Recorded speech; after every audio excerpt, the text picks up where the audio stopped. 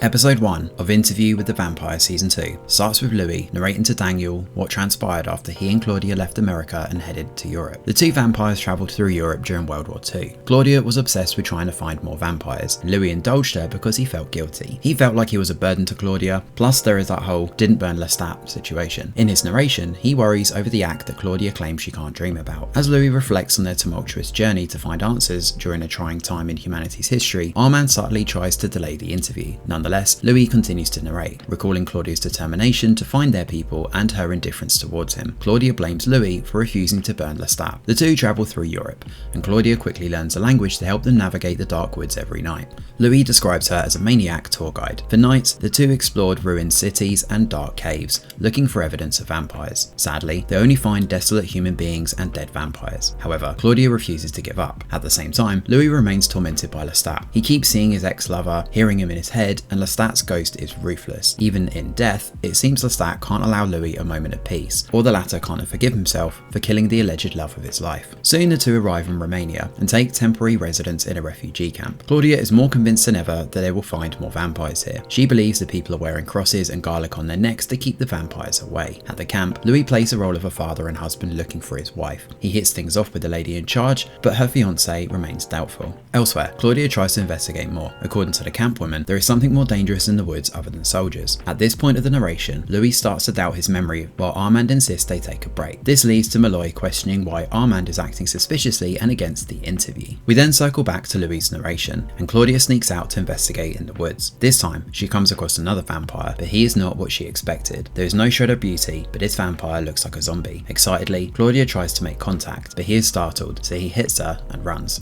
Not a great plan.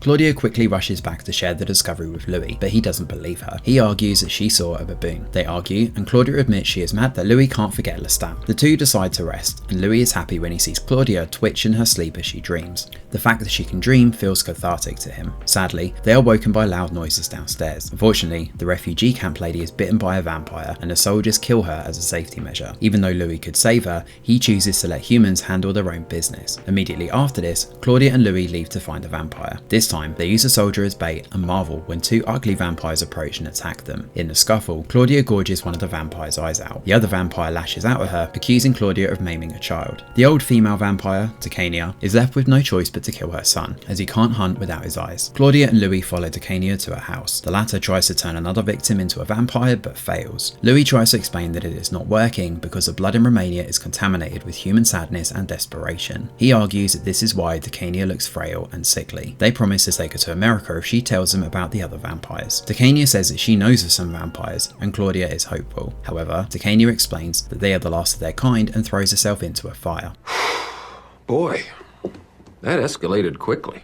Claudia is heartbroken, and Louis decides it's time to leave Romania. He promises he will help find her more vamps, but asks her to stop spiraling. Back in the present, Louis asks Armand to let him see the pages they removed from Claudia's diaries. Louis is scared he might be misremembering the memories, while Armand thinks Louis is losing control of the interview. He wants Louis to stop and send Malloy home. However, Louis refuses, and Armand agrees to let him read the torn pieces again. Although agreeable, Armand is doubtful that Malloy grasps the importance of the interview. He asks to continue, but he opts to be part of it. No longer off the record, is he trying to control the narrative? Anyway, the next morning, Malloy chooses to continue hearing from Louis and asks Armand to wait his turn. We pick up where we left off, with Claudia and Louis leaving Romania to restart their lives after the war. This time, they are determined to live on their terms and relocate if they mess up. The episode then ends with them arriving in Paris, and that is where episode 1 comes to an end. Thanks for watching, and do let us know your thoughts in the comments below.